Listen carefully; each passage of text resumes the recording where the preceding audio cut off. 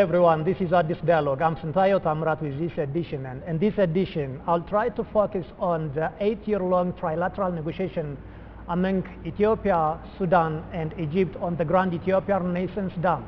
So we'll try to raise issues like what is the gain and the loss from this 8-year-long negotiation, as well as what are the real interests behind these three countries, and also why Egypt is calling for the UN Security Council to mediate over this agenda.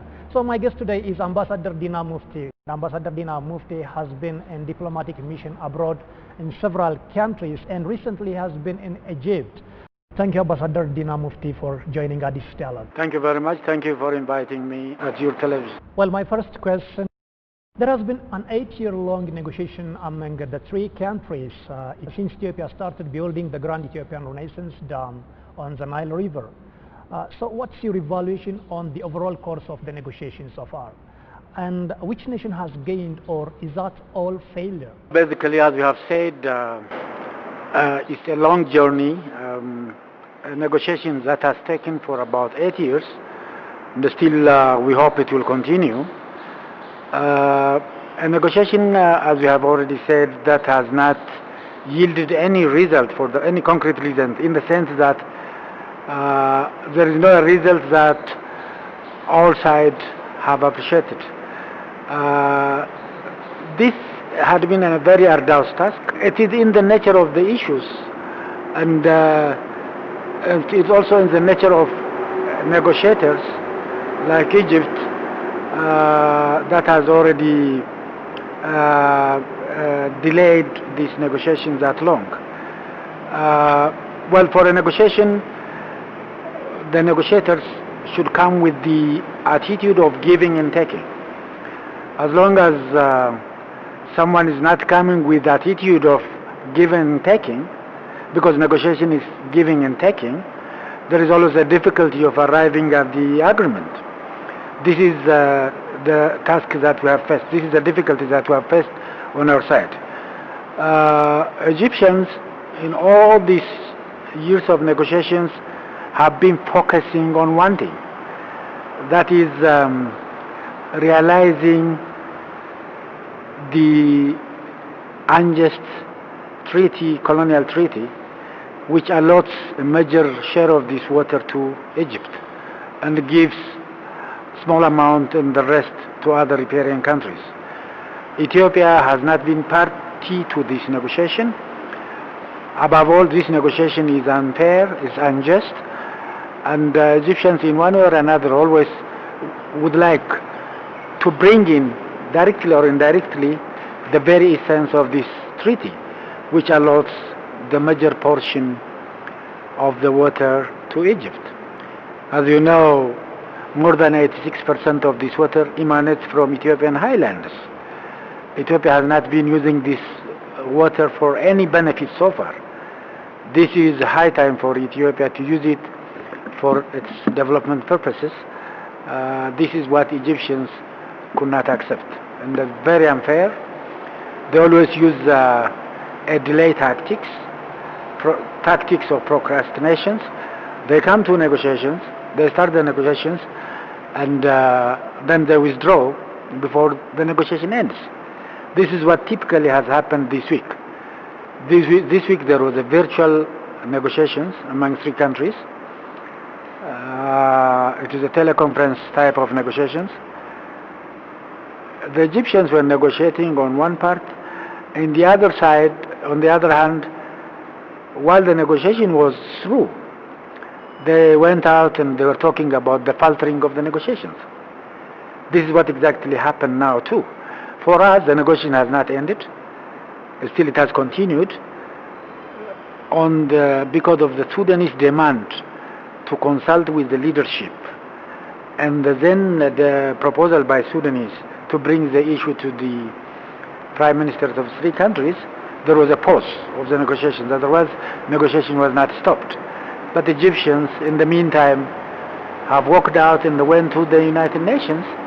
As we hear it, it's amazing. On our part, from day one, when we have started building this dam, we have been telling the rest of the world, including our Egyptian brothers and sisters, that this dam is to the benefit of everybody. There are some objective benefits also that they can get from this dam. Especially Sudanese have the benefit of the reduction of the flood. They used to spend a lot of money on clearing the sedimentations, and that had been stopped. And it also protects, this dam regulates reliable amount of water, and the reliable amount of water flows down to both countries. And we have been telling them the water simply hits the turbine, produces electricity, which is also a benefit to them, and simply flows down to Sudan, then to Egypt. And we have been telling them that we are not out to hurt Egyptian people.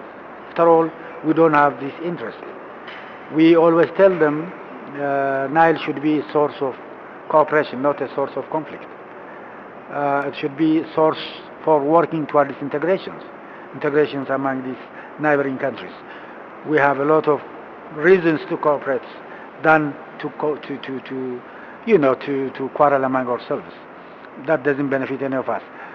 However, despite all these efforts by our side, by the Ethiopian side, despite this consistent position on the part of Ethiopia about the benefit of this dam and about Ethiopia's intention of building the dam, as they say, it needs two to tango. And let the other side takes this and comes in good faith, it will be simply a waste of time. From the negotiations that has been taking place this last week, there were closure of some gaps on technical issues. There were agreements on major issues, technical issues. Those the legal issues were not yet resolved. These are the gains. But unless it is concluded, unless there is a good faith on the part of the Egyptians to negotiate and finalize it, it's still a waste of time and a waste of effort. And this is what has happened. Egypt is just calling for the UN Security Council to intervene on the negotiation. Why is it taking the issue to the UN, since the problem is an African problem and there are a number of regional institutions that can settle the issue? Well, we are saying the major stakeholders are the three countries, Ethiopia, Egypt and Sudan. And we are a mature people, we are a mature country, we can sort out the differences among ourselves. This is our belief. And if we cannot manage it, perhaps we can involve our African brothers and sisters. There is no need of going that far. There is no need of externalizing the issue and taking it out of the continent. And we always think we prefer the issue to be resolved among ourselves because we are the stakeholders. Our people are destined to live together. We are binded by this river together. So our fate is binded as well. So therefore, we prefer if we solve this problem by ourselves because we are the major stakeholders. If unfortunately we cannot manage it, we can deal with it through our African brothers and sisters. We have African institutions. We have the African Union. We have even regional institutions like GERD and others. So I think we don't need to go that far. And I think this is not something that be of help. It doesn't help us. I think it will be a hypothetical question. What I would like to say is this. Well, there was what we call DOP, Declaration of Principles, which we have signed among three countries by 2015. And so far, it is a binding agreement between the three of us. It's one of the viable agreements that we have agreed in good faith. Per that DOP, that agreement, it doesn't prevent Ethiopia from filling this dam. We can start filling it, and we wish we could agree before we fill it. It would have been to our pleasure to succeed to agree. But even if that doesn't happen, which is unfortunate, we'll proceed to filling the dam next month. So the issue of reacting to what others will say is something that we'll see when the time comes. It's just like they say, we'll cross the bridge when we come to it. So do you think that Ethiopia will accept if the invitation comes from the UN Security Council? Well, basically we are negotiating now. You see, the irony that we are negotiating, as the negotiation is going on, we are hearing the news that the Egyptians have taken into the United Nations Security Council. We're surprised. Because while they are negotiating, it's only last week that the negotiation was on. While this negotiation was going on, all of a sudden we have heard that the issue is being taken to the United Nations. And everybody must be dumbfounded by this. I mean, it's surprising. Why is that? Therefore, we believe in ourselves. We believe in our governments, in our leaders. They can sit down and solve these issues because we have a mature country, we have African country, a country of so many heritages. There are African cultures which can help us to bring us together. So we don't need it to take it to the rest of the world. Why do we bother others? Some Ethiopians and also others that closely look at the Grand Ethiopian Renaissance Dam negotiation and the claims by Egypt criticize Egypt for accusing Ethiopia for refusing Islam and hating Egyptians. Many Egyptians told that Ethiopia has hostile views towards Egypt.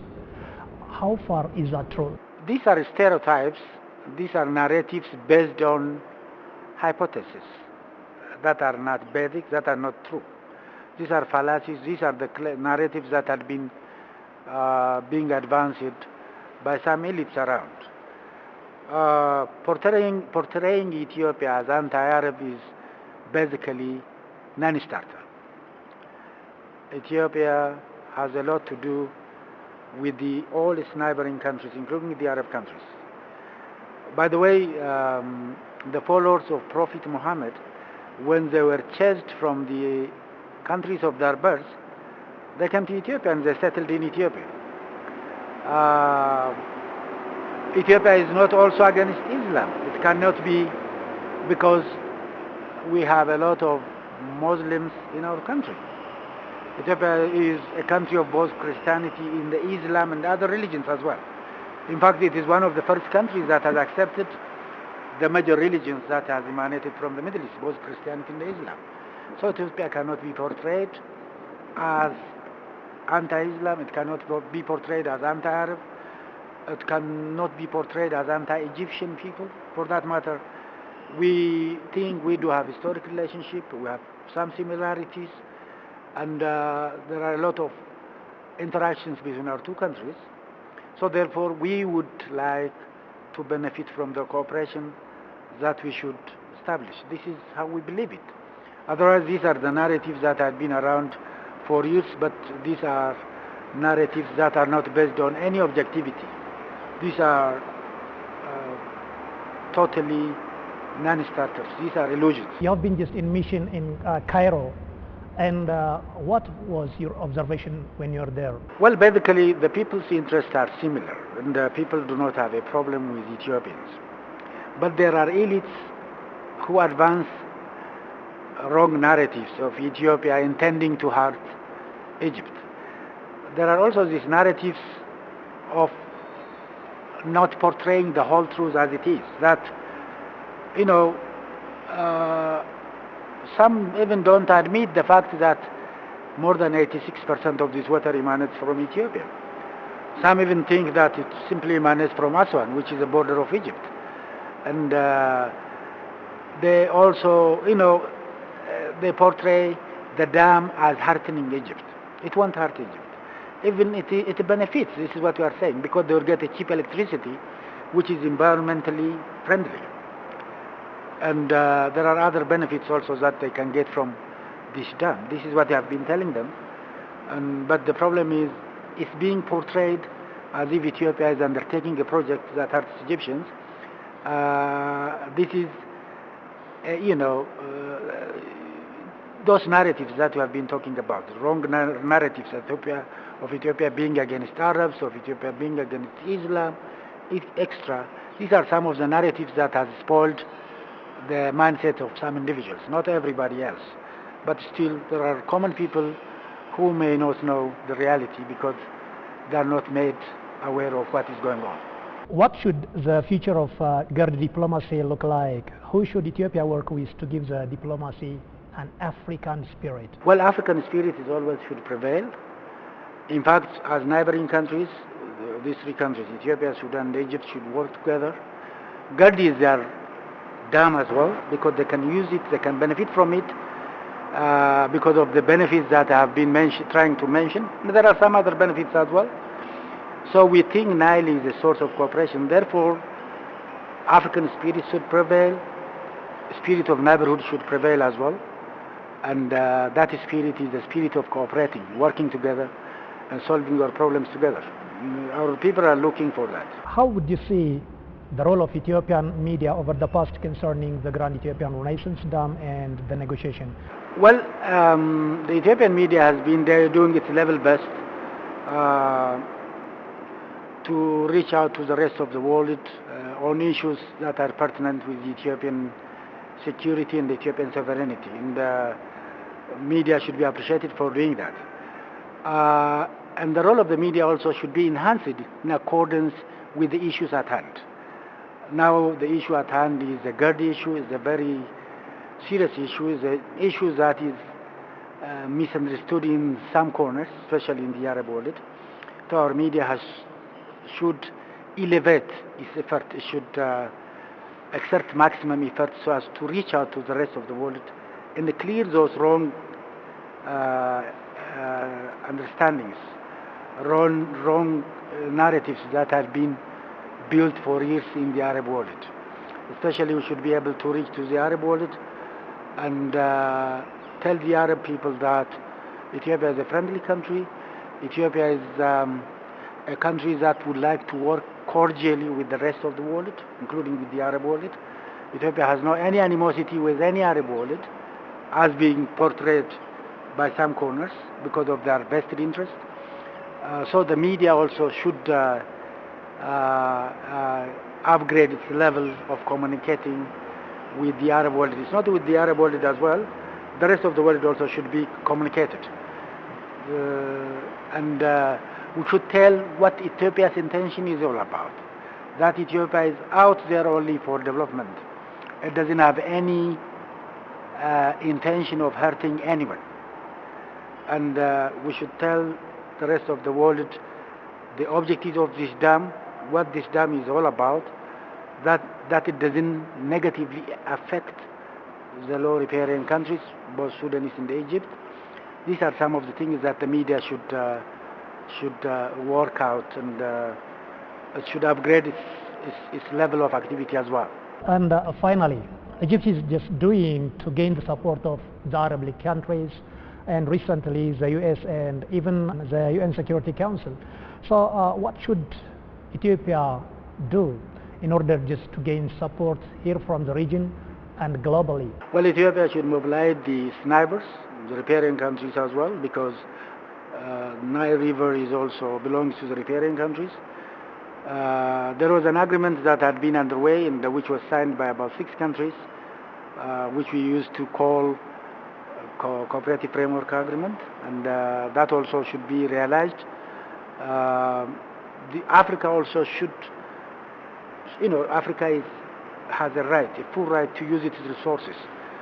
These are also some of the things that we should tell the rest of the world. We should reach out to Europe and America as well and tell them our good intentions, our positive intentions, intentions for cooperation, intentions for integrations with our neighbors, and we don't have any interest of hurting anyone. These are our, the core premises of our foreign policy. And we would like to cooperate with our neighbors, including the Arab countries. These are some of the things, some of the messages that we should convey to the rest of the world. Thank you, Ambassador Dina Mufti, for joining Addis Dialogue. You are welcome. Thank you for inviting me. Hello everyone, you are watching Addis Dialogue, and this has been the dialogue with Ambassador Dina Mufti. Thank you for joining us again.